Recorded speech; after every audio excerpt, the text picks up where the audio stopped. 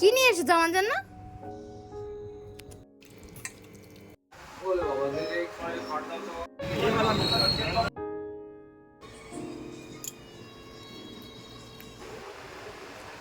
Good day সবাইকে। কেমন আছো তোমরা? আশা করি সকলে খুব ভালো আছো, আর তোমাদের আশীর্বাদে আমিও খুব ভালো আছি। তো তোমাদেরকে আবার স্বাগত জানাই আমার আরেকটি নতুন ভিডিওর জন্য। দেখতে থাকো আর সঙ্গে থাকো। তো এখন মানে দুদিন বাদেই রান্না পুজো, তো সেই জন্য আমার শাশুড়ি মা আর শ্বশুরমশাই চলে গেছেন গ্রামের বাড়িতে, কারণ আমাদের তো রান্না পুজো আছে আর গ্রামের বাড়িতেই আমাদের পুজোটা হয়। আমরাও যাই প্রতি বছর, কিন্তু এই বছর যেতে পারিনি, মানে গত বছরও যেতে পারিনি আর কি, কারণ তখন আমার প্রেগনেন্সি পিরিয়ড চলছিল। আর এখন মিস্টার নস্করের ছুটি নেই, আর তিনিও অনেকটাই ছোট, সেই জন্য আমরা যাইনি।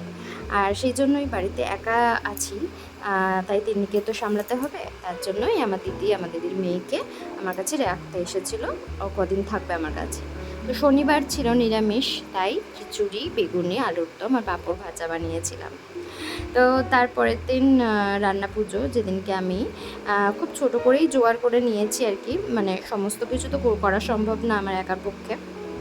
তাই কিছু ভাজা করছি, মানে ভেন্ডি ভাজা, কুমড়ো আর পটল ভাজা, আর তার সাথে থাকছে আলু ভাজা। আলু তো রাখতেই হবে, মানে আলু ছাড়া তো ভাবাই যায় না আর কি। তো তাই এই 4 রকম সবজি ভাজা করছি, আর মাছ ভাজাও আছে সাথে। আর রাত্রেবেলাই আমি রান্নাটা বসিয়েছি, কারণ পরের দিন আমাদেরকেও কিন্তু দুবেলাই পান্তা খেতে হবে, যেমনটা মানে আমার মা, মানে শাশুড়ি মা, শ্বশুরমশাই খাবে গ্রামের বাড়িতে, আমরাও কিন্তু এখানে দুবেলাই পান্তা খাবো। ঠান্ডাই খেতে হবে, কোনোভাবেই কিন্তু গরম খাওয়াও যাবে না, আর গ্যাসও জ্বালানো যাবে না। তাই একটু বেশি পরিমাণ মতো ভাজা আর ভাত বানিয়ে নিয়েছি, যাতে দুবেলাই খেতে পারি। আর পরের দিন আমার মাও আসছে, আর সেই জন্য আমাদের পরিমাণ মতো করে নিয়েছি রান্না। তো 12টার মতো বেজে গেছিলো রান্না হতে হতে। তারপরে দেখো সমস্ত কিছু কাজ সেরে আমি তিন্নির জন্য দুধ বানাচ্ছি এখানে। What is this? আমার মেয়েও হাঁ হয়ে গেছে। হ্যাঁ, এরম দৃশ্য তো কখনো দেখেনি। হ্যাঁ, কি নিয়ে এসেছো আমার জন্য? কি নিয়ে এসেছো?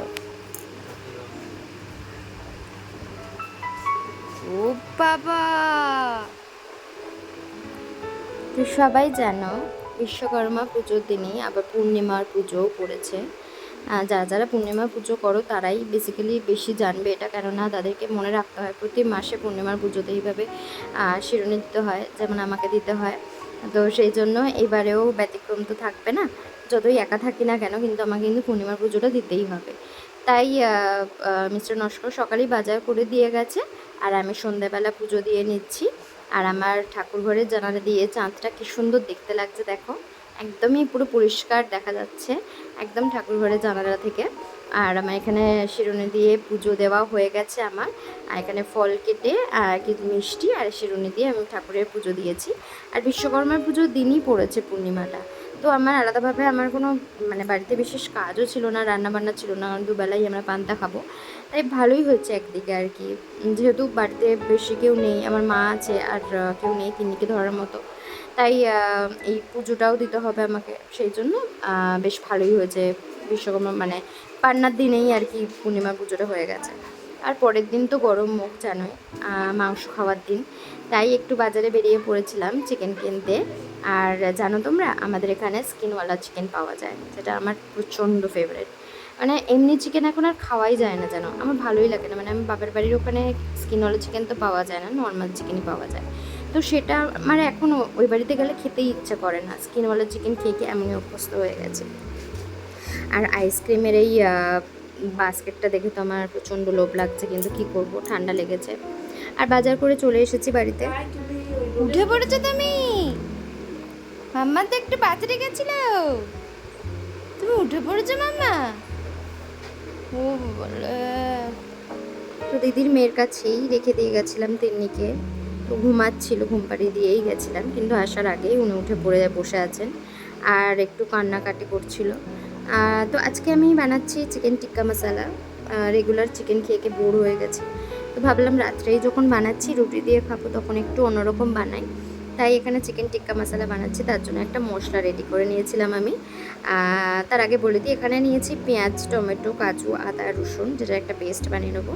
আর একটা যে মশলা বানিয়েছি সেটা হচ্ছে টক দই, সর্ষের তেল, আর জিরে, ধনে গুঁড়ো আর কাসুরি মেথি দিয়ে একটা মিশ্রণ বানিয়ে নিয়েছিলাম, যেটা দিয়ে ম্যারিনেটটা করে রেখেছিলাম চিকেনের আর কি। তারপরে কি করেছি, মশলাগুলো পেঁয়াজ, টমেটো, কাজু, আদা, রসুন, তেজপাতা, গোটা গরম মশলা, শুকনো লঙ্কা, সব মশলাগুলো একসাথে তেলের মধ্যে বেশ খানিকক্ষণ ভেজে নিয়েছি। তারপরে এটা ঠান্ডা হতে পেস্ট বানিয়ে নিয়েছিলাম। আর এদিকে আমি আটাও মেখে নিচ্ছি রুটি বানাবো বলে। দেখো আমার চিকেন টিক্কা মশলা রেডি। তো দেখো কালারটা কি সুন্দর এসেছে, তাই না? এটার মধ্যে আরেকটু ভালো করার জন্য আমি এখানে কাঠকয়লা পোড়া সেটা এখানে পুড়িয়ে নিয়ে আর তার উপরে বাটার ফেলে দিয়েছিলাম, যাতে একটা স্মোকি স্মেল বেরোয়। দারুণ লাগবে কিন্তু।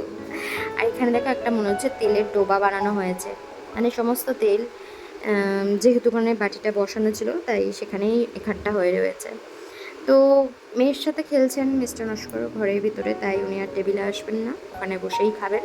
তাই প্লেটগুলো নিয়ে গেলাম আমার দিদির মেয়ের আর ওর জন্য। বসে বসে মানে